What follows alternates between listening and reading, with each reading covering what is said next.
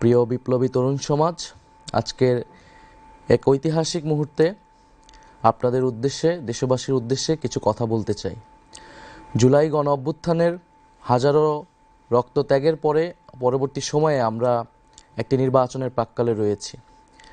জুলাই গণ অভ্যুত্থানে সেই সময় বাংলাদেশের তরুণ সমাজ, বাংলাদেশের শ্রমিক, বাংলাদেশের আপামর সাধারণ মানুষ, প্রবাসে থাকা বাংলাদেশিরা এবং ফ্যাসিবাদ বিরোধী রাজনৈতিক কর্মীরা সকলে আমরা ঐক্যবদ্ধভাবে লড়াই করেছিলাম একটি নতুন বাংলাদেশের জন্য। আমাদের দাবিটি ছিল ফ্যাসিবাদী ব্যবস্থার বিলোপ এবং একটি নতুন রাজনৈতিক বন্দোবস্ত প্রতিষ্ঠা করা। ফ্যাসিবাদী ব্যবস্থার অর্থনীতি এবং রাজনীতির পরিবর্তন ঘটিয়ে এক নতুন গণতান্ত্রিক, অন্তর্ভুক্তিমূলক, ন্যায়ভিত্তিক এক রাষ্ট্র কাঠামো প্রতিষ্ঠা করা। বাংলাদেশ রাষ্ট্রের জন্মের পর গত ৫৫ বছরে যে রাজনৈতিক ও সামাজিক বন্দোবস্ত গড়ে উঠেছে তার মূল ভিত্তি ছিল বৈষম্য। এরই পরিণতিতে ২০২৪ সালের জুলাইয়ে পুরো কাঠামো ভেঙে পড়েছিল। এই বৈষম্য কেবল অর্থনৈতিক নয়, এটি রাজনৈতিক ক্ষমতা, সামাজিক মর্যাদা, আইনের প্রয়োগ এবং সুষম বণ্টনের প্রতিটি স্তরে গভীরভাবে প্রথিত। রাষ্ট্র পরিচালনার দায়িত্বে যারা ছিল এবং ক্ষমতাসীনদের সংস্পর্শে পৌঁছাতে পেরেছে তারাই শুধু নিজেদের ভাগ্য বদলে নিয়েছে। বিপরীতে সাধারণ মানুষ, শ্রমজীবী শ্রেণী এবং প্রান্তিক জনগোষ্ঠী সর্বক্ষেত্রে বঞ্চিতই থেকে গিয়েছে। স্বাধীনতার পর রাষ্ট্রের মূল প্রতিশ্রুতি ছিল সাম্য, মানবিক মর্যাদা ও সামাজিক ন্যায় বিচার। কিন্তু বাস্তবে রাজনৈতিক আনুগত্যই হয়ে উঠেছে সামাজিক ও অর্থনৈতিক সাফল্যের প্রধান শর্ত। চাকরি, ব্যবসা, শিক্ষা, নিরাপত্তা এবং বিচার ব্যবস্থাতেও প্রভাবশালীদের জন্য অবৈধ ও বিশেষ সুযোগ তৈরি করা হয়েছে। ক্ষমতার কাছাকাছি থাকা রাজনীতিক, আমলা ও দুর্নীতিগ্রস্ত ব্যবসায়ীদের একটি চক্র রাষ্ট্রীয় সম্পদ, ব্যাংক ব্যবস্থা এবং উন্নয়ন প্রকল্পকে ব্যবহার করে নিজেদের সম্পদ বাড়িয়েছে, আর সাধারণ মানুষের জীবনের মৌলিক প্রয়োজন পূরণের সংগ্রামী ব্যস্ত থেকেছে। বাংলাদেশের উন্নয়ন পরিকল্পনা গড়ে উঠেছে রাজধানী ঢাকাকে কেন্দ্র করে। পরিকল্পিতভাবে এই মহানগর ও তার আশেপাশে বসবাসকারী ২ কোটি মানুষের চাহিদা পূরণের লক্ষ্যে বড় বড় সব অবকাঠামো, অর্থনৈতিক সুযোগ সুবিধা, শিক্ষা ও চিকিৎসা ব্যবস্থা গড়ে তোলা হয়েছে। আর এদের মাথার উপরে বসে রাজধানী কেন্দ্রিক একটি ছোট্ট ধনিক শ্রেণী তৈরি হয়েছে, যারা অসৎ উপায়ে রাষ্ট্রীয় সম্পদ নিজেদের মধ্যে ভাগাভাগি করে নিয়েছে। অথচ প্রকৃত উন্নয়ন হলে তা দেশের সব অঞ্চলে সমানভাবে বিস্তৃত হওয়ার কথা ছিল। গ্রাম, মফস্বল, শহর ও দেশের প্রান্তিক জনগোষ্ঠীর উন্নয়নের আকাঙ্ক্ষিত জনদাবি উপেক্ষিতই রয়ে গিয়েছে। এই বৈষম্যমূলক ব্যবস্থার বিরুদ্ধেই জুলাই বিপ্লব ছিল একটি গণবিদ্রোহ, যার লক্ষ্য ছিল পুরনো বন্দোবস্ত ভেঙে ন্যায়ভিত্তিক রাষ্ট্র কাঠামো প্রতিষ্ঠা করা। কিন্তু পুরনো ব্যবস্থার সুবিধাভোগীরা আবারও পূর্বেকার দুর্নীতিগ্রস্ত, বেইনসাফের বৈষম্যমূলক কাঠামো ফিরিয়ে আনতে পূর্ণ রাজনৈতিক শক্তি নিয়ে নির্বাচনের মাঠে নেমে পড়েছে। ফ্যাসিস্ট যুগে সংগঠিত গুম, খুন, নির্যাতন, মিথ্যা মামলা ও হামলার বিচার হবে। দীর্ঘ ১৫ বছর ফ্যাসিবাদী শাসনে খুনি হাসিনা গুম, হত্যা, বিনা বিচারে কারাবন্দী, হামলা, নির্যাতন, মিথ্যা মামলা করার ক্ষেত্রে পুরো রাষ্ট্রযন্ত্রকে ব্যবহার করেছে। এতে আওয়ামী লীগ ও তার ছাত্রলীগ সহ সকল অঙ্গ সংগঠন, police, RAB, BJP, DGFI, NSI এমন সকল সরকারি বাহিনী ও সংস্থাকে সক্রিয়ভাবে কাজে লাগিয়েছে। তার এই অপকর্মে ব্যবহৃত হয়েছে জনপ্রশাসন, বিচার বিভাগ, সশস্ত্র বাহিনী সহ রাষ্ট্রের সকল প্রতিষ্ঠান। ২৪-এর গণ অভ্যুত্থান ও জুলাই বিপ্লব সম্পন্ন হওয়ার পরে এর সবগুলোই ভেঙে পড়েছে। এতে নেতৃত্ব প্রদানকারী হোমরা চোমরাদের কিছু লোক পালিয়েছে, কিছু বিচারের আওতায় এসেছে, অনেককে আনার চেষ্টা করা হচ্ছে। বহু সামরিক, বেসামরিক আমলা ও বিচারক এখনও কর্মে নিয়োজিত রয়েছে। জুডিশিয়ারি, সিভিল সার্ভিস ও পুলিশ বিভাগের শীর্ষ নেতৃত্ব ভেঙে পড়লেও ডিফেন্স সার্ভিস এখনও অটুট রয়েছে। তবে হাজার হাজার খুনি, লুটেরা, অপরাধীদের সেনানিবাসে আশ্রয় নেওয়া, সেখান থেকে নিরাপদে দেশান্তরিত হওয়া, কর্মস্থল থেকে কিছু জেনারেলের পালিয়ে যাওয়া, অবসরপ্রাপ্তদের বহির্রাষ্ট্রে আশ্রয় নেওয়া ইত্যাদি আমাদের জন্য ছিল অনাকাঙ্ক্ষিত। আমরা স্পষ্ট ঘোষণা দিচ্ছি, বিভিন্ন বাহিনীর ভেতরে গুম, খুন, নির্যাতন, দুর্নীতি ও লুটপাটের সঙ্গে জড়িত লুকিয়ে থাকা সকল অপরাধীকে শনাক্ত করা হবে। তদন্ত ও বিচার প্রক্রিয়া সম্পন্ন করে প্রকৃত দায়ীদের বিচারের আওতায় এনে শাস্তি বিধান করা হবে। খুনি হাসিনাকে উৎখাত করার পর এই সকল অপরাধীকে গ্রেফতার ও আইনশৃঙ্খলা পরিস্থিতি নিয়ন্ত্রণের জন্য ম্যাজিস্ট্রেসি ক্ষমতা দিয়ে সারা দেশে সশস্ত্র বাহিনীকে নামানো হয়েছে। অপারেশন ডেভিল হান্ট শুরু হলেও অপরাধীদের শনাক্ত করা, অস্ত্র উদ্ধার, গ্রেফতারের মতো কোনো উল্লেখযোগ্য কাজ হয়নি। গুম বিষয়ক কমিশন 1850টির বেশি অভিযোগ নিয়ে কাজ করেছে। কিন্তু দুঃখজনকভাবে নিরাপত্তা বাহিনীর ভেতরে লুকিয়ে থাকা ফ্যাসিবাদের দোসররা তথ্য ও আলামত নষ্ট করে তদন্ত ও বিচার প্রক্রিয়াকে বাধাগ্রস্ত করার চেষ্টা করছে। অন্তর্বর্তী সরকারের সঙ্গে বিভিন্ন ক্ষেত্রে এরা অসহযোগিতা করেই চলছে। আমাদের লড়াই হবে সেই নিপীড়নের ব্যবস্থা ও বিচারহীনতার সংস্কৃতি সমূলে উৎপাটন করা এবং আওয়ামী ফ্যাসিবাদের সকল প্রবণতা সমাজ থেকে মুছে ফেলা। ব্যাংক ও উন্নয়ন প্রকল্প লোপাটের অর্থ উদ্ধার ও বিচার আমাদের অন্যতম কর্তব্য। বিগত ফ্যাসিবাদী শাসনামলে বাংলাদেশ থেকে $234 বিলিয়ন বা প্রায় 30 লাখ কোটি টাকা লুটপাট করে বিদেশে পাচার করা হয়েছে। ডক্টর দেবপ্রিয় ভট্টাচার্যের নেতৃত্বে প্রণীত শ্বেতপত্র অনুযায়ী হাসিনা ও তার মদতপুষ্ট আওয়ামী ব্যবসায়ী ও আমলারা এই অর্থ বিদেশে সরিয়ে নিয়েছে, যা দেশের অর্থনীতির জন্য এক ভয়াবহ বিপর্যয় বয়ে এনেছে। অন্তর্বর্তীকালীন সরকার এই লুটপাটকৃত এই বিশাল অঙ্কের অর্থ উদ্ধারের চেষ্টা চালানোর কথা বললেও তাদের অবহেলা ও অজ্ঞতার কারণে এখন পর্যন্ত কোনো সাফল্য অর্জিত হয়নি। এর সঙ্গে যুক্ত ফ্যাসিবাদী যুগের সুবিধাভোগী কিছু শীর্ষ আমলা ও বিশেষজ্ঞরা অন্তর্ঘাতমূলক কাজ করায় এই বিপুল পরিমাণ রাষ্ট্রীয় সম্পদ পুনরুদ্ধার বিঘ্নিত হয়েছে। দেশবাসী যদি আমাদের সরকার গঠনের দায়িত্ব দেয়, তবে ফ্যাসিস্ট হাসিনা আমলে লুটপাট ও পাচার হওয়া অর্থ দেশে ফিরিয়ে আনার জন্য সব ধরনের আইনি পদক্ষেপ আমরা গ্রহণ করব। লুটপাট ও অর্থ পাচারের সঙ্গে যুক্ত ব্যক্তি বা গোষ্ঠীকে দায়মুক্তি দেওয়া হবে না। খুনি হাসিনার দোসর ব্যবসায়ী গোষ্ঠী, তাদের সুবিধাভোগী আমলা ও আত্মীয় স্বজনদের আইন ও বিচারের আওতায় আনা হবে। বিদেশে পাচারকৃত এদের যে অর্থ ইতিমধ্যে শনাক্ত হয়েছে তা বাংলাদেশের কর বিভাগের কাছে সংশ্লিষ্ট ব্যক্তিদের দেওয়ার হিসাব অন্তর্ভুক্ত করে জরিমানা সহ ট্যাক্স বসিয়ে দেশে থাকা তাদের সমুদয় সম্পদ বাজেয়াপ্ত করা হবে। একই সঙ্গে চিহ্নিত লুটপাটকারীদের জাতীয় শত্রু ঘোষণা করে এদের সম্পদও বাজেয়াপ্ত করে একটি পাবলিক ট্রাস্টের মালিকানায় নিয়ে নেওয়া হবে। আন্তর্জাতিক মানসম্পন্ন পেশাজীবীদের নিয়োগ দিয়ে দক্ষ ও স্বচ্ছ ম্যানেজমেন্ট কাঠামোর মাধ্যমে নবগঠিত এই সংস্থাটি পরিচালনা করা হবে। আমাদের লক্ষ্য খুবই স্পষ্ট: ঘুষ, দুর্নীতি ও রাষ্ট্রীয় সম্পদ লুটপাটের সংস্কৃতির অবসান ঘটিয়ে অর্থনৈতিক বৈষম্য বিলোপের মাধ্যমে ন্যায় বিচার প্রতিষ্ঠা করা এবং রাষ্ট্রের সম্পদ জনগণের কাছে ফিরিয়ে দেওয়া। পররাষ্ট্রনীতি নতজানু কূটনীতি থেকে স্বাধীন ও ভারসাম্যপূর্ণ বৈশ্বিক অবস্থান। আমরা আমাদের পররাষ্ট্রনীতি নিয়েও আমাদের পরিকল্পনা রয়েছে। আমরা নতজানু কূটনীতি থেকে স্বাধীন ও ভারসাম্যপূর্ণ বৈশ্বিক অবস্থানে যেতে চাই। খুনি হাসিনার আমলে বাংলাদেশ একটি নতজানু পররাষ্ট্রনীতির মধ্যে আবদ্ধ ছিল। দেশের কূটনৈতিক কার্যক্রম কার্যত প্রতিবেশী দেশ ইন্ডিয়াকে কেন্দ্র করে আবর্তিত হতো। ফলে স্বাধীন, সার্বভৌম ও মর্যাদাপূর্ণ আন্তর্জাতিক সম্পর্কের ভিত্তি ভেঙে ফেলা হয়েছিল। 15 বছরের ফ্যাসিস্ট দুঃশাসন কায়েম করা ও জারি রাখার সফল পরিকল্পনা তা বাস্তবায়ন এবং পরিচালিত হতো পার্শ্ববর্তী দেশ থেকে। বাংলাদেশের সকল রাষ্ট্রীয় প্রতিষ্ঠানকে দুর্বল করে ফেলা, শাসন ব্যবস্থাকে গণবিরোধী করে তোলা এবং গণতান্ত্রিক ব্যবস্থাকে অকেজ করে দেওয়ার সকল আয়োজন করা হয়েছিল ইন্ডিয়ার ইচ্ছা অনুযায়ী। বছরের পর বছর ধরে সীমান্তে নির্বিচারে গুলি করে ইন্ডিয়ার খুনে বাহিনী বিএসএফ শত শত বাংলাদেশি নাগরিককে হত্যা করলেও খুনি হাসিনা সরকার চুপ করে থেকেছে। ফ্যাসিবাদী যুগের স্বরাষ্ট্রমন্ত্রী, পররাষ্ট্রমন্ত্রী, সংশ্লিষ্ট সচিবগণ এবং বিজিবির মহাপরিচালক সহ বিভিন্ন পর্যায়ের অফিসাররা ইন্ডিয়ার এই অসভ্য মানবতাবিরোধী আচরণের পক্ষে সাফাই গিয়ে নিজ দেশের নাগরিকদের স্বার্থের বিরুদ্ধে কথা বলেছে। পৃথিবীর শত্রু ভাবাপন্ন যুদ্ধরত দেশের সীমান্ত এভাবে বেসামরিক নাগরিকদের গুলি করে খুন করার নজির নেই। সবার সাথে বন্ধুত্ব, কারোর সাথে শত্রুতা নয়, এই স্লোগান আওড়ালেও বাস্তবে খুনি হাসিনার পররাষ্ট্রনীতি ছিল ইন্ডিয়ার নির্দেশ পালন করা। সে কারণে পাকিস্তানের প্রতি সর্বক্ষেত্রে বৈরী আচরণ করা হতো। বাস্তবে বাংলাদেশকে বৈশ্বিক পরিসরে একটি করদ রাজ্যে বা পুতুল রাষ্ট্রে পরিণত করেছিল তারা। সে সময় আন্তর্জাতিক অঙ্গনে দেশের অবস্থান খুবই দুর্বল হয়ে পড়েছিল। তাতে আমাদের জাতীয় স্বার্থ ব্যাপকভাবে ক্ষতিগ্রস্ত হয়েছে। জনগণ যদি এনসিপির ওপর আস্থা রেখে রাষ্ট্র পরিচালনার দায়িত্ব দেয়, অর্থনৈতিক এবং বাণিজ্যিক ঘাটতি এবং কারো ওপর নির্ভরশীলতা ক্রমান্বয়ে কমিয়ে এনে আমরা ভারসাম্যপূর্ণ কূটনৈতিক সম্পর্ক তৈরি করব। আমরা অগণতান্ত্রিক শাসকদের নতজানু নীতিকাঠামো ভেঙে জাতীয় স্বার্থকে প্রাধান্য দিয়ে আত্মমর্যাদাপূর্ণ স্বকীয় পররাষ্ট্রনীতি গ্রহণ করব। এছাড়া দক্ষিণ এশিয়ার দেশগুলোর সাথে সম্পর্ক বাড়াতে সার্ককে পুনরুজ্জীবিত করা হবে এবং আসিয়ানে যোগ দেওয়ার চেষ্টা অব্যাহত থাকবে। মুসলিম বিশ্বের সঙ্গে রাজনৈতিক, অর্থনৈতিক ও কৌশলগত সম্পর্কের উন্নয়ন ঘটানো হবে।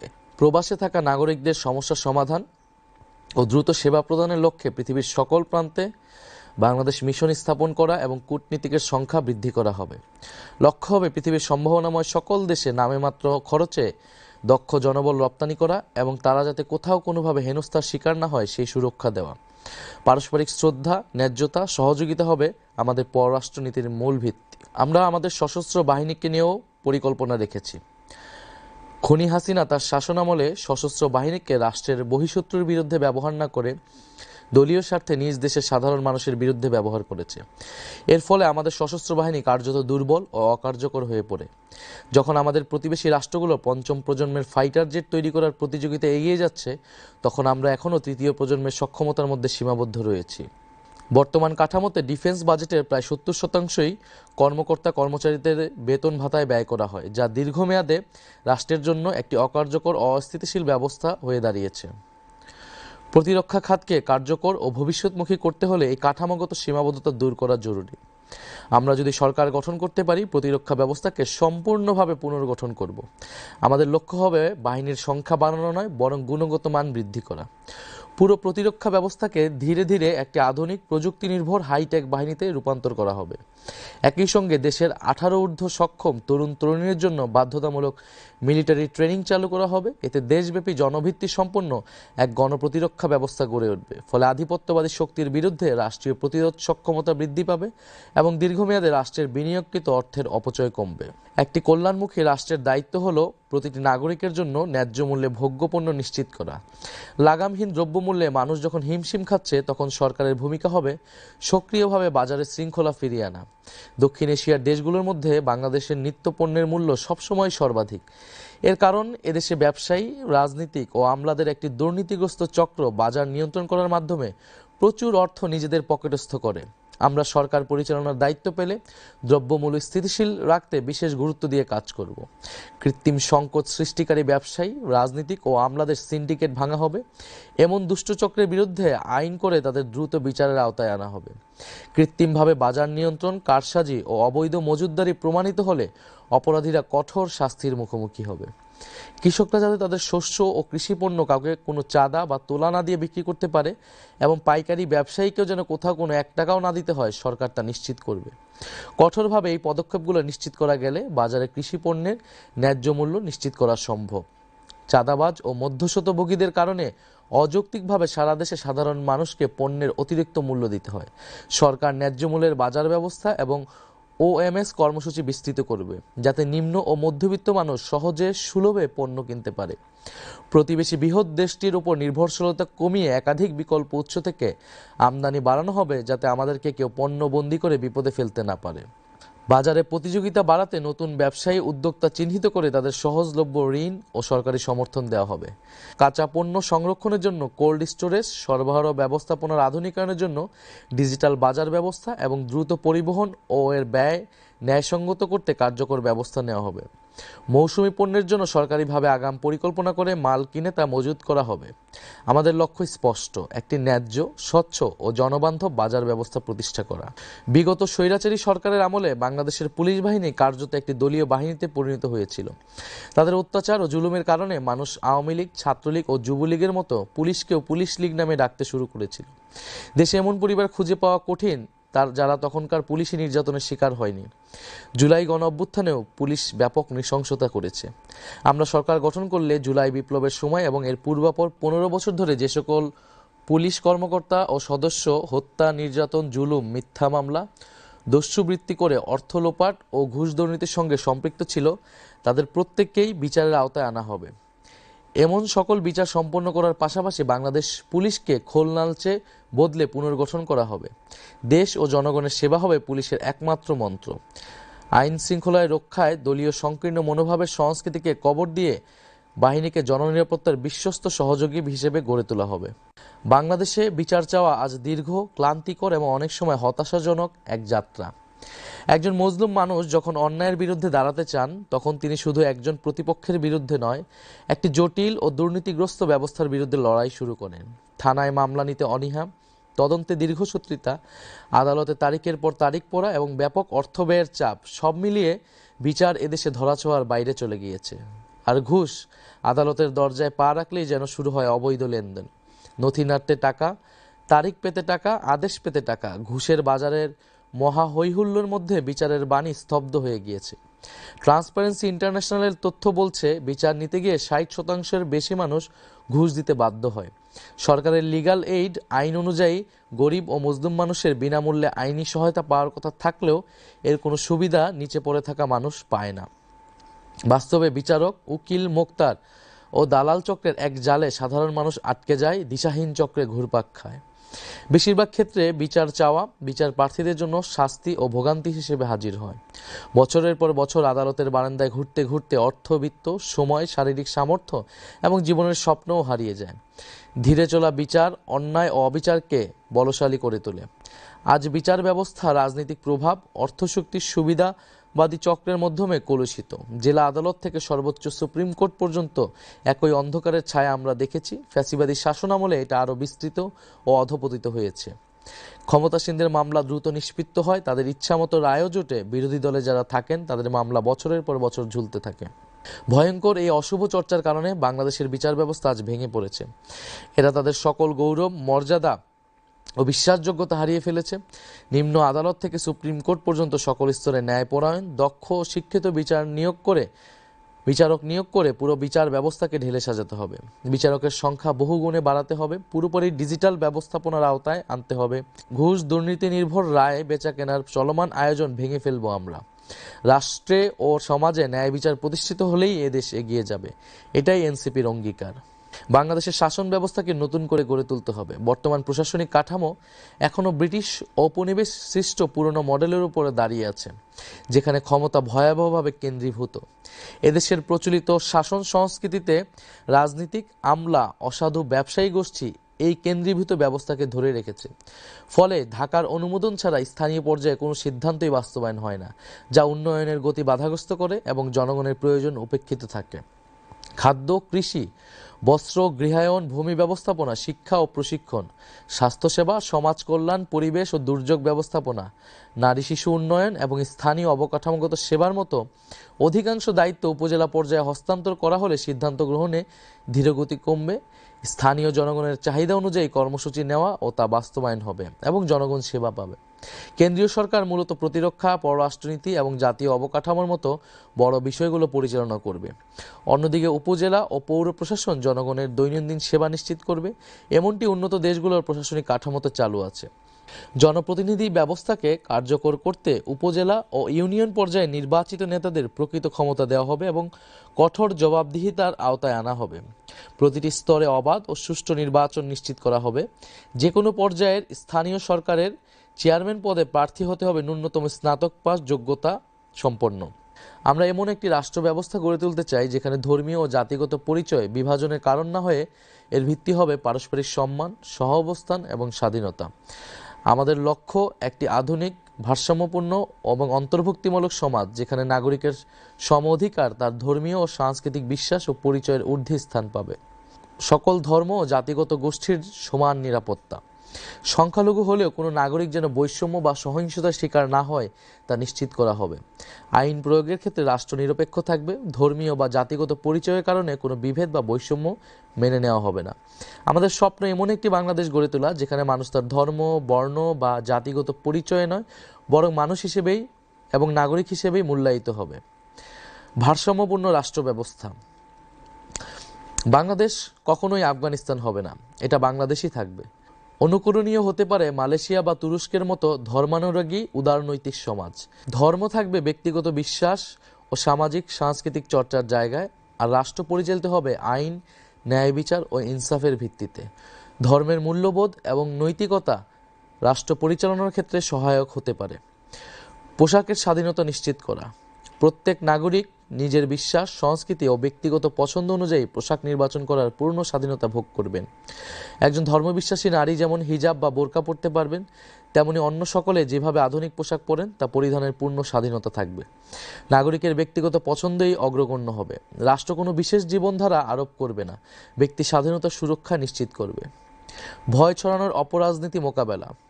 দেশটা চরমপন্থায় চলে যাচ্ছে বলে একটি মহল আজ আবার নতুন করে আতঙ্ক ছড়াচ্ছে। রাষ্ট্রীয় ক্ষমতার বাইরে ছিটকে পড়া কায়েমি স্বার্থবাদী মহল অচল হয়ে যাওয়া সেই সকল কথা নতুন মোড়কে উপস্থাপন করছে। আমরা বিশ্বাস করি বাংলাদেশের সমাজ সহনশীল এবং বহুত্ববাদী। ঘৃণাবিরোধী নীতি ও সামাজিক সম্প্রীতি, ধর্মীয় বিদ্বেষ, জাতিগত ঘৃণা বা উস্কানিমূলক প্রচারণার বিরুদ্ধে কার্যকর আইনি ও সামাজিক উদ্যোগ নেওয়া হবে। শিক্ষা, সাংস্কৃতিক কর্মকাণ্ড, গণমাধ্যমে পারস্পরিক শ্রদ্ধা, সম্মান ও সহনশীলতার মূল্যবোধ প্রচার করা হবে।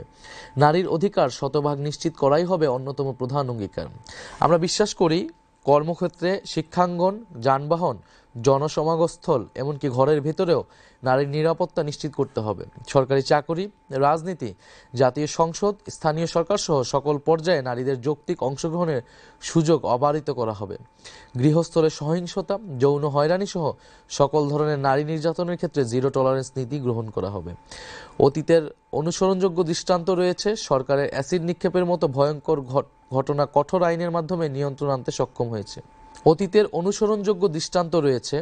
সরকার অ্যাসিড নিক্ষেপের মতো ভয়ঙ্কর ঘটনা কঠোর আইনের মাধ্যমে নিয়ন্ত্রণে আনতে সক্ষম হয়েছে। তেমনি নারী সুরক্ষার ক্ষেত্রেও প্রান্ত থেকে কেন্দ্র পর্যন্ত প্রচলিত আইনগুলোর কঠোর প্রয়োগ করা গেলে এমন অপরাধ কমে যাবে।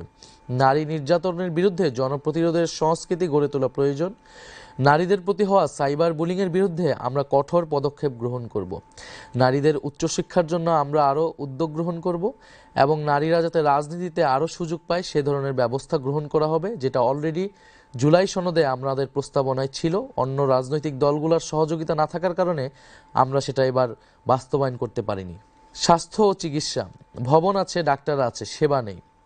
খাতা কলমে উন্নয়নের গল্প যতই শোনা যাক, বাস্তবতা সম্পূর্ণ ভিন্ন। কাগজে কলমে দেশে ডাক্তার নার্সের অভাব নেই, হাসপাতাল ক্লিনিকেরও কমতি নেই। বড় বড় ভবন আছে, ঝকঝকে আধুনিক যন্ত্রপাতিও আছে, কিন্তু সাধারণ মানুষ কি সেই সেবা পাচ্ছে? না, তা অধরাই থাকছে। কারণ স্বাস্থ্য খাত প্রাতিষ্ঠানিক লুটপাটের সংস্কৃতির কাছে জিম্মি হয়ে গেছে, যা চিকিৎসা সেবার মতো মহান পেশাকেও ভয়ঙ্কর এক পণ্যে পরিণত করেছে। সরকারি হাসপাতালের গেট থেকে কাউন্টার, সর্বত্র ফাঁদের জাল। সরকারি হাসপাতালের গেট পেরোলেই রোগীকে ঘিরে ধরে দালাল চক্র। যে দেশে বিনামূল্যে চিকিৎসার কথা বলা হয়, সেখানে ট্রলি ঠেলতে কিংবা ওয়ার্ডে একটি সিট পেতেও গরিব মানুষকে টাকা গুনতে হয়। হাসপাতালে কেন্দ্র থেকে কোটি টাকার ওষুধ যায়, অথচ কাউন্টারে গিয়ে রোগী শুনে সাপ্লাই নেই। সেই ওষুধই পেছনের দরজা দিয়ে বাইরে বিক্রি হয়ে যায়। একজন রোগী যখন বাঁচার আশায় হাসপাতালে আসেন, তখন চিকিৎসার বদলে শুরু হয় টেস্ট বাণিজ্য। কোটি টাকার এমআরআই বা সিটি স্ক্যান মেশিন মাসের পর মাস প্যাকেটবন্দি হয়ে পড়ে থাকে কিংবা নষ্ট হওয়ার অজুহাত দেখানো হয়। একটাই উদ্দেশ্য, কমিশন ভিত্তিক প্রাইভেট ক্লিনিকে রোগী পাঠানো। অকারণে ধরিয়ে দেওয়া হয় অপ্রয়োজনীয় টেস্টের লম্বা তালিকা। দিন শেষে মধ্যবিত্ত ও দরিদ্র মানুষ সর্বশান্ত হয়, কিন্তু কাঙ্ক্ষিত সেবাটুকু পায় না। এই মুহূর্তে আমাদের নতুন হাসপাতালের সংখ্যা বাড়ানোর থেকেও হাসপাতাল ব্যবস্থাপনা ঠিক করা এবং দুর্নীতি দূর করাটা প্রধান কর্তব্য। কারণ অপচয় করার মতো অর্থ রাষ্ট্রের নেই। সমস্যা ইট পাথরের দালানে নয়, সমস্যা ব্যবস্থাপনায়, জবাবদিহিতার অভাবে। হাজার হাজার কোটি টাকা ব্যয় করে নতুন ভবন নির্মাণের চেয়ে বিদ্যমান সম্পদের দুর্নীতিমুক্ত ব্যবহার নিশ্চিত করাই সময়ের প্রধান দাবি। অচলায়তন ভাঙার কঠোর সিদ্ধান্ত, এই অচল ব্যবস্থা ভাঙতে আমরা কঠোর সিদ্ধান্ত নিতে চাই। সরকারি চাকরিতে নিয়োজিত কোনো ডাক্তার, নার্স বা স্বাস্থ্যকর্মী বাইরের প্রাইভেট প্র্যাকটিস করতে পারবেন না। জনগণকে নিশ্চিত করতে চাই দেশের সেরা স্পেশালিস্ট চিকিৎসকেরা দিনের কাজ শেষে সরকারি হাসপাতালেই বসে সরকার নির্ধারিত ভিজিট নিয়ে রোগী দেখার ব্যবস্থা করবে। সরকারি সম্পদ লুটপাটের এই সংস্কৃতি আমরা ভেঙে ফেলতে চাই। আমরা এমন একটা স্বাস্থ্য ব্যবস্থা গড়ে তুলতে চাই যেখানে চিকিৎসা শব্দের অর্থ হবে সেবা নিশ্চিত করা। শিক্ষা ও প্রশিক্ষণ, নিবেদিত শিক্ষক ছাড়া মানসম্পন্ন শিক্ষা অসম্ভব। বাংলাদেশে প্রায় প্রতিটি খাতেই সংস্কার প্রয়োজন, তবে যে খাতের সংকট আমাদের জাতির জন্য সবচেয়ে প্রকট সেটি হলো শিক্ষা খাত। স্বাধীনতার পর থেকেই এই খাত চরমভাবে উপেক্ষিত। শিক্ষায় অনিয়ম ও দুর্নীতির করাল গ্রাসে আজ আমাদের পুরো জ্ঞান অর্জন ব্যবস্থা বিপর্যস্ত। স্বাধীনতার পর থেকে ক্ষমতাসীনরা শিক্ষার উন্নয়ন বলতে মূলত নতুন অবকাঠামো নির্মাণকেই বুঝিয়েছে। বাজেটের পর বাজেট পাশ হয়েছে। স্কুল, কলেজ ও বিশ্ববিদ্যালয়ের স্থাপনার সংখ্যা বাড়ানোর পিছনে মূল প্রণোদনা ছিল দুর্নীতি করে অর্থবিত্ত বাড়ানো। অবকাঠামো নির্মাণ থেকে শুরু করে রক্ষণাবেক্ষণ, সব জায়গায় একই চিত্র। হাজার হাজার শিক্ষক নিয়োগ দেওয়া হয়েছে, যাদের বড় অংশ সুপারিশ, তদবির ও নিয়োগ বাণিজ্যের মাধ্যমে নির্বাচিত হয়। আজ আমাদের শিক্ষা অঙ্গনের দিকে তাকালেই শিক্ষার মানের ভয়াবহ অধপতন ছাড়া আর কিছুই দেখা যায় না। এটি একদিনে হয়নি, যুগের পর যুগ রাজনৈতিক প্রভাব ও স্থানীয় সুবিধাবাদী গোষ্ঠীর দুর্নীতির ফলে দেশের শিক্ষা প্রতিষ্ঠানগুলো দুর্বৃত্তায়নের কেন্দ্রে পরিণত হয়েছে। প্রাথমিক বিদ্যালয় থেকে সরকারি স্কুল, কলেজ, বিশ্ববিদ্যালয়, কারিগরি শিক্ষা প্রতিষ্ঠান, ডিপ্লোমা ইঞ্জিনিয়ারিং কলেজ কিংবা জাতীয় বিশ্ববিদ্যালয়, সবখানেই একই সংকট। শিক্ষকরা শিক্ষাদানে অনাগ্রহী, তারা নানা ধরনের অনিয়মে ব্যস্ত। কোচিং বাণিজ্যকে তারা মূল পেশায় পরিণত করেছে। সকল স্তরের শিক্ষকরা দলীয় রাজনৈতিক স্বার্থ ও পক্ষে বিভক্ত হয়ে এমন অপকর্মে সময় নষ্ট করেন। গবেষণা ও শিক্ষার মান উন্নয়ন এখন আর তাদের লক্ষ্য নয়, বরং ক্ষমতাসীনদের আস্থাভাজন হওয়ার প্রতিযোগিতাই তাদের অগ্রাধিকার। এই পরিস্থিতিতে আমাদের লক্ষ্য আরও বেশি সংখ্যায় ভবন ও অবকাঠামো গড়ে তোলা নয়, বরং একটি কার্যকর এবং জবাবদিহিমূলক শিক্ষা ব্যবস্থা প্রতিষ্ঠা করা। শিক্ষকদের দক্ষ, যোগ্য এবং দায়িত্ব সম্পর্কে সচেতন হতে হবে। শিক্ষকদের বেতন, ভাতা ও সুবিধা বৃদ্ধি করে একে মর্যাদাপূর্ণ পেশায় পরিণত করা হবে। তবে একই সঙ্গে তাদেরকে কঠোর তদারকির আওতায় নিয়ে আসা হবে। দায়িত্বশীল ও যোগ্য শিক্ষকদের পুরস্কৃত করা হবে, আর দায়িত্বে অবহেলাকারীদের তাৎক্ষণিক চাকরিচ্যুতির ব্যবস্থা প্রবর্তন করা হবে। আমাদের নতুন বন্দোবস্তে এমন এক শিক্ষা সংস্কার হবে যেখানে উন্নয়ন মানে নতুন ভবন ও অবকাঠামো বাড়ানো নয়, বরং বিদ্যমান শিক্ষা প্রতিষ্ঠানগুলোকে সত্যিকার অর্থে মানসম্মত শিক্ষা প্রদানের কেন্দ্র হিসেবে গড়ে তোলা। শিক্ষা ব্যবস্থার গুরুত্বপূর্ণ একটি অংশ হচ্ছে মাদ্রাসা ব্যবস্থা। আমরা কওমি এবং আলিয়া উভয় প্রকার মাদ্রাসা ব্যবস্থার আধুনিকায়ন এবং সেটাকে আরও সামনের দিকে যাতে এগিয়ে যেতে পারে সেই ধরনের ব্যবস্থা আমরা গ্রহণ করব। কৃষি উন্নয়ন, কৃষকের ন্যায্য অধিকার নিশ্চিত করে খাদ্য নিরাপত্তার নতুন ভিত্তি, সার, বীজ সহ বিভিন্ন কৃষি উপকরণ বিতরণ ব্যবস্থা সরকার নিয়ন্ত্রণ করে। কিন্তু স্থানীয় পর্যায়ের লুটেরা গোষ্ঠীর কারণে এসব উপকরণ অনেক সময় প্রকৃত ও প্রান্তিক কৃষকের কাছে পৌঁছায় না। আমরা নিশ্চিত করব যাতে কোনো সিন্ডিকেট বা লুটেরা গোষ্ঠী সার ও বীজ বাজারজাতকরণের কর্তৃত্ব নিজেদের হাতে নিয়ে কৃষকদের কাছ থেকে অধিক মূল্য আদায় করতে না পারে। বাংলাদেশে কৃষকদের জন্য কৃষি ঋণের ব্যবস্থা রয়েছে। এক্ষেত্রে বিশেষায়িত বাংলাদেশ কৃষি ব্যাংক ও রাজশাহী কৃষি উন্নয়ন ব্যাংকের মতো দুইটি সরকারি প্রতিষ্ঠানও রয়েছে। কিন্তু অত্যন্ত দুঃখজনক বাস্তবতা হলো অনেক ক্ষেত্রেই প্রকৃত কৃষক কৃষানীদের কাছে এই ঋণ পৌঁছায় না। কৃষি ঋণ নিতে গেলে জমির দলিল, আইডি কার্ড ও নানা কাগজপত্রের নামে কৃষকদের হয়রানির শিকার হতে হয়। ঋণের অর্থ পেতে কর্মকর্তাদের ঘুষ দিতে বাধ্য করা হয়। এই জটিলতা ও অনিয়মের কারণে প্রকৃত কৃষক সমাজ কৃষি ঋণ থেকে বঞ্চিত হয়ে পড়ে। এনসিপি সরকার গঠনের সুযোগ পেলে অথবা সরকারের অংশীদার হলে ঋণ প্রক্রিয়ায় কাগজপত্রের নামে সব ধরনের হয়রানি ও অনিয়ম বন্ধ করা হবে। কৃষি ঋণ সহজলভ্য করা হবে ইনশাল্লাহ। এদেশের কৃষকরাই সবচেয়ে বেশি অবহেলিত। তারা নিজেদের উৎপাদিত ফসলের ন্যায্য মূল্য পাচ্ছেন না। বাজারে যখন 1 কেজি সবজির দাম আকাশ ছোঁয়া, তখন মাঠ পর্যায়ে কৃষক সেই একই পণ্য বিক্রি করছেন পানির দরে। সারের দাম বৃদ্ধি, কৃষকের মজুরি এবং হাড় ভাঙা পরিশ্রমের পরে লাভের বদলে তাদের ঘাড়ে ঋণের বোঝা চাপে। অনেক ক্ষেত্রে হতাশায় আক্রান্ত কৃষক কখনো কখনো নিজের ফসল নষ্ট করে ফেলতে বাধ্য হন। এটি শুধু ফসলের অপচয় নয়, এটি আমাদের জাতীয় অর্থনীতির জন্য লজ্জাজনক বাস্তবতায় পরিণত হয়েছে। অন্যদিকে সাধারণ মধ্যবিত্ত ও নিম্নবিত্ত মানুষের জন্য নিত্যপণ্য কেনা দিন দিন কঠিন হয়ে উঠছে। এই অতিরিক্ত অর্থ কৃষক পাচ্ছেন না। মাঝপথ নিয়ন্ত্রণকারী অসাধু সিন্ডিকেট বাজার নিয়ন্ত্রণ করছে। অসাধু সিন্ডিকেট এই বাজার নিয়ন্ত্রণ করছে। একদিকে কৃষক ন্যায্য মূল্য থেকে বঞ্চিত, অন্যদিকে ভোক্তাকে উচ্চমূল্যে চাপ সহ্য করতে হচ্ছে। আর মাঝখানে মধ্যস্বত্বভোগীরা রাজনৈতিক টাউট, চাঁদাবাজ, সন্ত্রাসী ও আইনশৃঙ্খলা বাহিনীর অসৎ সদস্যরা মুনাফা লুটছে। এই চক্র কৃত্রিম সংকট তৈরি করে বাজারকে জিম্মি করেছে। মূল সমস্যা ত্রুটিপূর্ণ বিতরণ ব্যবস্থা। সরাসরি বাজারজাতকরণের সুযোগ না থাকায় কৃষকরা এই ব্যবস্থার হাতে বন্দী। প্রান্তের ক্ষেত থেকে কেন্দ্রের বাজার পর্যন্ত দখল করে থাকা এই দুর্নীতির শৃঙ্খল ভেঙে ফেলা হবে। বিদ্যুৎ ও জ্বালানি খাতে রাষ্ট্রীয় সম্পদ লুণ্ঠনের মহা উৎসব।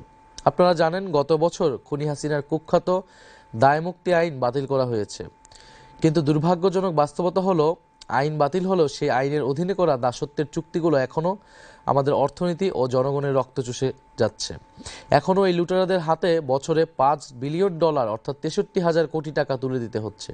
খুনি হাসিনা সরকার চুক্তিগুলো এমনভাবে সাজিয়েছিল যেন বিদ্যুৎ উৎপাদন না করলেও তার সমর্থক গোষ্ঠীর পকেট ভরতে থাকে।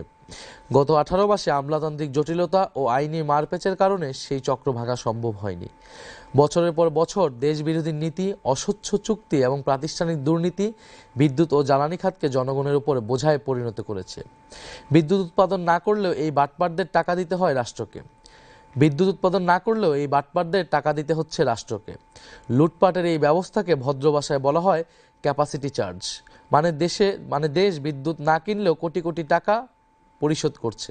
আমরা স্পষ্টভাবে বলতে চাই, জনগণের ট্যাক্সের টাকায় অনুৎপাদিত ও অব্যবহৃত বিদ্যুতের জন্য এই সকল দেশবিরোধী কোম্পানিকে আর কোনো অর্থ দেওয়া হবে না। জনগণের স্বার্থবিরোধী সব অসম চুক্তির পুনর্মূল্যায়ন করা হবে। গ্যাস ও বিদ্যুৎ খাতে অবৈধ সংযোগ বন্ধ করা সহ জরুরি পদক্ষেপ নিয়ে সিস্টেম লস কমানো হবে। আমাদের বঙ্গোপসাগরে তেল গ্যাস উত্তোলনের নামে বছরের পর বছর নাটক হয়েছে।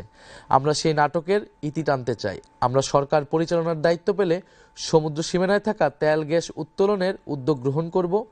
দীর্ঘমেয়াদে দেশের বিদ্যুৎ ও জ্বালানি নিরাপত্তা নীতি প্রণয়ন ও ব্যবস্থা গড়ে তোলা হবে এনসিপির অন্যতম লক্ষ্য। কর্মসংস্থান, ন্যায্য মজুরি ও প্রবাসী শ্রমিকদের স্বার্থ অগ্রাধিকার পাবে। দেশে নির্বাচন এলেই বেকারদের নিয়ে নানা ধরনের তামাশা শুরু হয়। কেউ বেতার ভাতার প্রতিশ্রুতি দেয়, কেউ নতুন কর্মসংস্থানের কথা বলে, কিন্তু বেকারত্বের মূল কারণ কি এবং কিভাবে এই সংকটের সহনীয় সমাধান সম্ভব তা নিয়ে আলোচনা হয় না। বাংলাদেশে বেকারত্বের প্রধান কারণ হলো জনশক্তির তুলনায় যথেষ্ট কর্মসংস্থানের অভাব। আর কর্মসংস্থান সৃষ্টি না হওয়ার অন্যতম কারণ হলো খুবই অবান্ধব বা বৈরী বিনিয়োগ নীতি ও আচরণ।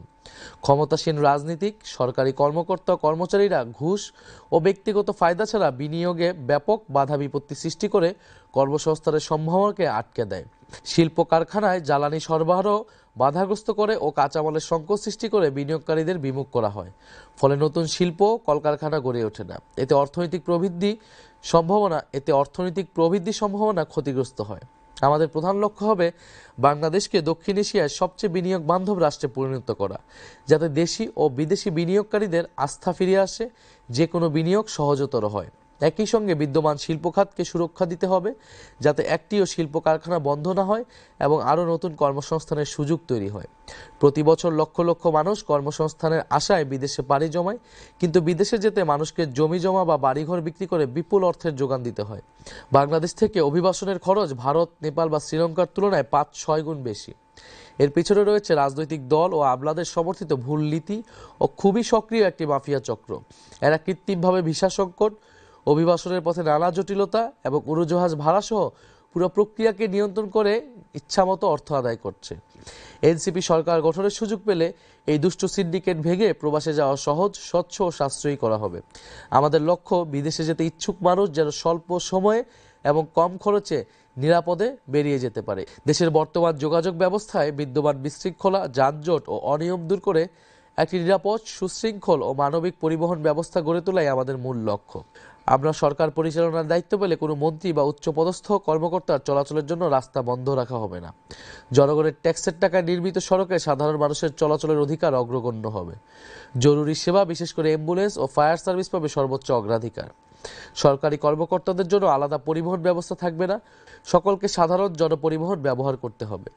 মন্ত্রীদের কমপক্ষে সপ্তাহে 1 দিন এবং সচিবদের কমপক্ষে সপ্তাহে 2 দিন জনপরিবহনে চলাচল করতে হবে। রাষ্ট্র পরিচালনায় দায়িত্বশীলদের জনজীবনের বাস্তবতা অনুভব করতে হবে। এটাই হবে সরকারের নতুন সংস্কৃতি প্রতিষ্ঠার কর্মসূচি। আধুনিক বাস সার্ভিস চালু সহ অন্যান্য পরিবহন ব্যবস্থায় সরকারি বিনিয়োগ অগ্রাধিকার পাবে। প্রতিটি রুটে মানসম্মত গণপরিবহন নিশ্চিত করা হবে, যাতে সাধারণ মানুষের সময় ও খরচ সাশ্রয় হয়। ছাত্রছাত্রী ও প্রতিবন্ধী ও প্রবীণ নাগরিকদের জন্য পরিবহনে বিশেষ ছাড় এবং সংরক্ষিত আসনের ব্যবস্থা কঠোরভাবে নিশ্চিত করা হবে। যান্ত্রিক ত্রুটিযুক্ত যানবাহন রাস্তা থেকে অপসারণ করা এবং স্বচ্ছ ও দুর্নীতিমুক্ত প্রক্রিয়ায় ড্রাইভিং লাইসেন্স প্রদান করা হবে। পরিবহন খাতে অবৈধ চাঁদাবাজি ও কালোবাজারি কঠোর হাতে দমন করে ন্যায্য ভাড়া নিশ্চিত করা হবে। টিকিটিং ব্যবস্থাকে স্বচ্ছ ও দুর্নীতিমুক্ত করা হবে, যাতে সাধারণ মানুষের জন্য ট্রেন ভ্রমণ সহজলভ্য হয়। বিমান ভাড়ার ক্ষেত্রে নিলামভিত্তিক অস্বচ্ছ ব্যবস্থা বন্ধ করা হবে। আমাদের সমাজটাকে সুন্দর করে গড়ে তুলতে হলে সকল মানুষকে শৃঙ্খলা, নিরাপত্তা, অন্যের সুবিধা অসুবিধার বিষয়ে সংবেদনশীল হতে হবে। জীবনের ঝুঁকি নিয়ে চলাফেরা করা, যেখানে সেখানে রাস্তা পারাপার করার সংস্কৃতি থেকে সমাজকে বের করে আনতে হবে। ট্রাফিক আইন সকলকে মেনে চলতে উৎসাহিত এবং রাস্তা ও মহাসড়কে যানবাহন ও মানুষের চলাচলে শৃঙ্খলা ফিরিয়ে আনতে কর্তৃপক্ষকে সহযোগিতা করতে হবে। আমরা বঙ্গোপসাগরের সীমানা ঘিরে একটি সুনীল অর্থনীতি গড়ে তুলব এবং বঙ্গোপসাগরে আমাদের যেই ন্যায্য হিস্সা রয়েছে, জনগণের অভিপ্রায় অনুসারে আমরা সেই হিস্সা আদায় করব। বঙ্গোপসাগরকে কেন্দ্র করে আমাদের জাতীয় সম্পদের একটি গুরুত্বপূর্ণ কেন্দ্র আমরা তৈরি করব। আমরা আমাদের পরিবেশ এবং জলবায়ু নিয়েও ভবিষ্যৎ প্রজন্ম এবং ভবিষ্যৎ বাংলাদেশকে উপযোগী করে গড়ে তুলব। জলবায়ু উদ্বাস্তুদের জন্য আমরা ব্যবস্থা নিব। আমরা পরিবেশ করের ব্যবস্থা করব যাতে আমরা পরিবেশ দূষণ কমাতে পারি। প্রিয় দেশবাসী, আমরা একটা নতুন স্বপ্ন এবং নতুন বাংলাদেশের অভিপ্রায়ে জুলাই গণঅভ্যুত্থানে রাজপথে নেমেছিলাম। আপনারাও নেমেছিলেন। আমাদের সম্মিলিত প্রচেষ্টার ফলে আমরা আজকে কথা বলতে পারছি। আমরা এতক্ষণ ধরে যা বললাম সেটি আমাদের ভবিষ্যৎ বাংলাদেশের স্বপ্ন। যদি আপনারা সুযোগ দেন, আমরা সেই স্বপ্ন বাস্তবায়নে ইনশাল্লাহ সক্ষম হব। আপনারা গত ১.৫ বছরে দেখেছেন যে কারা সংস্কারের বিরোধিতা করেছে, কারা নতুন বন্দোবস্ত প্রতিষ্ঠার বিরোধিতা করেছে, যা কারা পুরনো অর্থনৈতিক এবং রাজনৈতিক ব্যবস্থাকে আঁকড়ে ধরে রাখতে চেয়েছে। প্রিয় দেশবাসী, আমরা চাই পরিবর্তনের রাজনীতি, সংস্কারের রাজনীতি।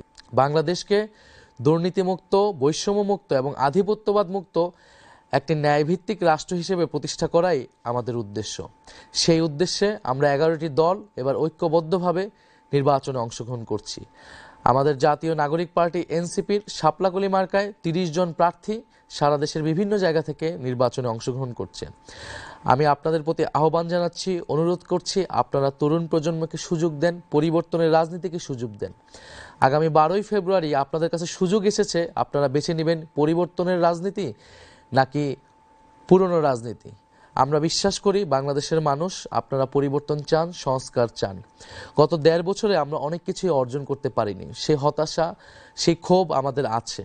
আমাদের অনভিজ্ঞতা, আমাদের সীমাবদ্ধতা, আমরা সবকিছু স্বীকার করে নিচ্ছি। সবকিছু স্বীকার করে নিয়েই আমরা আপনাদের কাছে আরেকটিবার সুযোগ চাচ্ছি। এবারে নির্বাচনে আপনারা জাতীয় নাগরিক পার্টি এনসিপি এবং 11 দলীয় জোটকে সমর্থন করুন। 11 দলীয় জোট আগামী নির্বাচনে জয়লাভ করলে আমরা যেই পরিবর্তনের বাংলাদেশ, যে ইনসাফের বাংলাদেশের কথা আমরা বললাম, সেই বাংলাদেশ আমরা প্রতিষ্ঠা করতে পারব। আমাদের ভাই শরীফ ওসমান হাদি এরকম একটি বাংলাদেশের স্বপ্ন দেখেছিলেন, তাকে করুণভাবে শাহাদাত বরণ করতে হয়েছে। আমরা নিশ্চয়ই সেই শরীফ ওসমান হাদি হত্যার বিচার নিশ্চিত করব, জুলাইয়ের খুনিদের আমরা বিচার নিশ্চিত করব এবং অবশ্যই আগামী নির্বাচনের সাথে গণভোট অনুষ্ঠিত হতে যাচ্ছে, আপনারা জানেন। সেই গণভোটে আপনারা অবশ্যই হ্যাঁয়ের পক্ষে ভোট প্রদান করবেন। হ্যাঁয়ের পক্ষে ভোট প্রদানের মাধ্যমে বাংলাদেশের সংস্কারের ধারাকে আপনারা অব্যাহত রাখবেন। আগামী 12ই ফেব্রুয়ারি এদেশের তরুণ সমাজকে আবারও দায়িত্ব নিতে হবে, কারণ আমরা মনে করি যদি 12ই ফেব্রুয়ারি ব্যর্থ হয়, 12ই ফেব্রুয়ারি যদি সুষ্ঠু নির্বাচন না হয়, তাহলে 5ই আগস্টের বিপ্লব ব্যর্থ হবে। ফলে 5ই আগস্টকে সফল করতে হলে, 5ই আগস্টের অর্জনকে এবং আকাঙ্ক্ষাকে এগিয়ে নিয়ে যেতে হলে আমাদেরকে 12ই ফেব্রুয়ারি একটি সুষ্ঠু নির্বাচনের আয়োজনে সক্ষম হতে হবে। সুষ্ঠু নির্বাচনের কোনো বিকল্প নেই। ফলে বাংলাদেশের তরুণ সমাজ, বাংলাদেশের নারীরা, বাংলাদেশের আপামর সাধারণ মানুষ, আপনাদের সকলের কাছে আমি আহ্বান জানাচ্ছি, 12ই ফেব্রুয়ারি আপনারা সকাল সকাল ভোট কেন্দ্রে আসবেন। আপনাদের ভোটাধিকার রক্ষার জন্য, গণতন্ত্র পুনঃপ্রতিষ্ঠার জন্য, ইনসাফ প্রতিষ্ঠার জন্য আমরা ভোট কেন্দ্রে থাকব। আমরা আপনাদেরকে কথা দিচ্ছি, আপনাদের ভোটাধিকার কেউই হরণ করতে পারবে না। ইনশাল্লাহ আগামী 12ই ফেব্রুয়ারি পরে আমরা একটি নতুন বাংলাদেশ পাবো। জুলাই গণঅভ্যুত্থানের ধারাবাহিকতায় এই নির্বাচন, এটা যাতে আমরা ভুলে না যাই। জুলাই গণঅভ্যুত্থানের আমাদের হাজারো ভাই বোনদের আত্মত্যাগ, শহীদ পরিবারদের আকুতি, আমাদের আহত যোদ্ধাদের যে বেদনা, এই সব কিছুকে মাথায় রেখে আমরা যাতে 12ই ফেব্রুয়ারি নির্বাচনে সবাই মিলে অংশগ্রহণ করি। আপনারা আমাদেরকে ভোট দিবেন, আমরা আপনাদের জন্য কাজ করব। ইনশাল্লাহ সবাই মিলে আমরা নতুন বাংলাদেশ গড়ার কাজে এগিয়ে যাব। আসসালামু আলাইকুম।